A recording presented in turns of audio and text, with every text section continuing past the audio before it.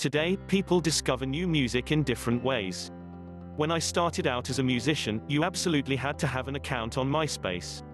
Without it, you wouldn't even be able to ND a small local gig. Today, reviews, Twitter followers and Facebook likes just don't matter as much.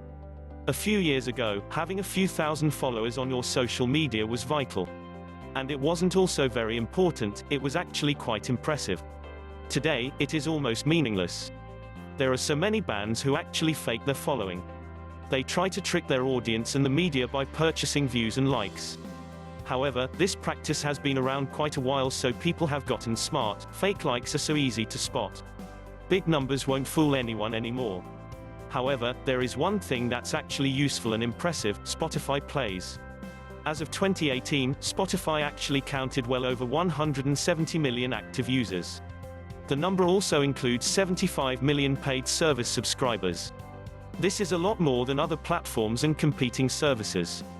Arguably, Spotify still holds the lion's share of the market. With such impressive numbers, it is quite easy to understand why it is very important for artists to maintain a strong presence on Spotify. It is still the #1 streaming platform out there, and it is still more popular than many other online streaming services. By uploading their music to Spotify, artists have the opportunity to reach out to an incredibly huge amount of listeners. The problem is that ending the right audience isn't always easy.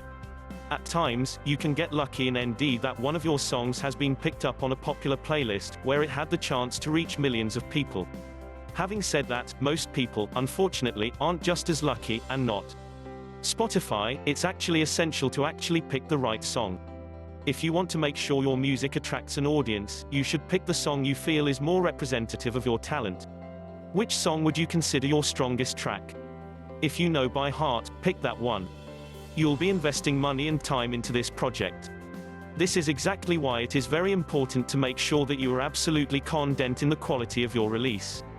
There are so many artists out there, and frankly, if your music just isn't good, your chances of success will be really slim. The other day, I've actually worked with an artist who wanted to promote a song that he recorded on his phone.